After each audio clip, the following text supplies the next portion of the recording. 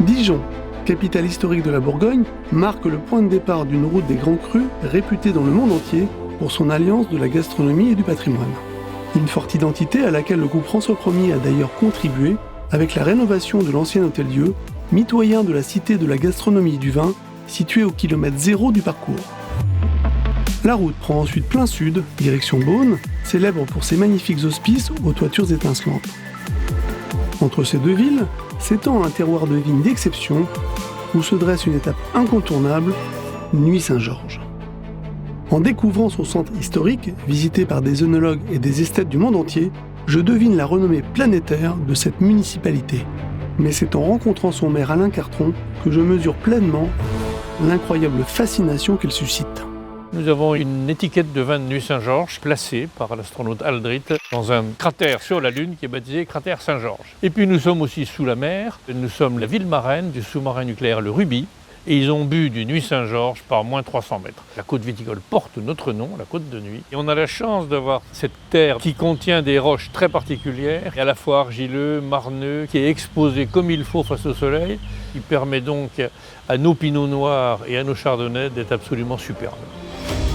Cette vigne remarquable rassemble 55 communes dont les noms sont éloquents. Vosne-Romaneux, Chambol-Musigny, Vougeot. Bon, j'arrête là parce que je vais faire rêver tout le monde. Évidemment, la ville s'appuie sur une activité viticole, mais aussi sur une activité industrielle et de services. Nuits-Saint-Georges, économiquement, c'est parti du vin. Après ça, il y a eu les métiers autour du vin, des bouchons, des étiquettes, des tonneaux. Ces entreprises qui sont nées en même temps que le vin, il y a 150 ans à peu près, elles existent toujours. Puis après, Nuits-Saint-Georges est devenue aussi une ville industrielle. On travaille ici beaucoup l'aluminium. On a des camions de barres d'aluminium qui arrivent tous les jours et qui sont transformés. Et on a aussi beaucoup de jus de fruits. C'est 60 semi-remorques, plein de jus de fruits toute la journée. On sent en parcourant votre ville un attachement particulier à l'entretien. Votre ville projette aussi des investissements, ça se ressent quand on la fréquente. C'est mon 3e mandat. Donc premier mandat, on a refait beaucoup de réseaux et beaucoup de rues.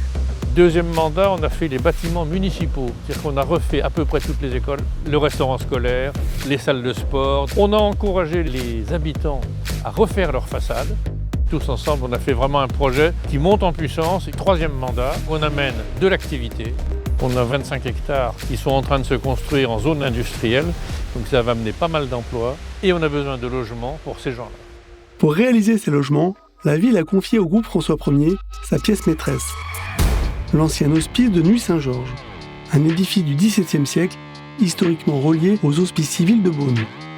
Classé monument historique, cet ensemble architectural de caractère a conservé intacte sa chapelle et surtout son ancienne apothicaire qui semble avoir traversé le temps. Vous êtes conscient d'avoir un véritable trésor dans votre ville. C'est un trésor architectural, mais aussi c'est un trésor dans nos cœurs, qui mérite une belle restructuration, on est bien d'accord. Pour allier histoire et modernité, le projet du groupe François Ier s'adresse aux jeunes actifs, en proposant des logements adaptés aux nouveaux modes de vie et de travail. Ce projet va être mené avec de grands noms, l'agence Perrault Richard pour la partie architecturale et aussi concernant le paysage, l'agence Michel Devigne qui vient nous accompagner dans ce très beau projet. Les superficies du programme offriront des logements abordables dans cette ville très convoitée où il n'est pas question d'empiéter sur les riches terres agricoles. Il existe dans Nuits-Saint-Georges un parcours patrimonial qui a donc prévu son arrêt devant l'hôpital Saint-Laurent. Et vous avez accepté de laisser encore ce parcours pour l'apothicaire et la chapelle. Et je pense que ça, c'est un point que les Nuitons ont apprécié. Un dispositif qui bénéficiera aux futurs propriétaires par l'exonération de leurs droits de succession ou donation.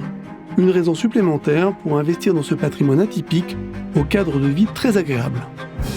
On a nos 3 fleurs depuis déjà plusieurs années. On vient de recevoir hier notre 2e vélo de ville à vélo. On vit bien. Regardez comme autour de nous c'est planté. D'ailleurs, ce jardin a été primé par l'Europe. On a des citernes d'eau qui sont sous nous pour récupérer toutes les eaux des toits de la mairie. On crée un cadre qui est agréable et qui pourra nous permettre de supporter les différents climats qu'on nous annonce. C'est dans une ville pleinement tournée vers le futur que le groupe François Ier est heureux de proposer ce projet rare qui unit terroir, histoire et avenir au cœur de la Bourgogne.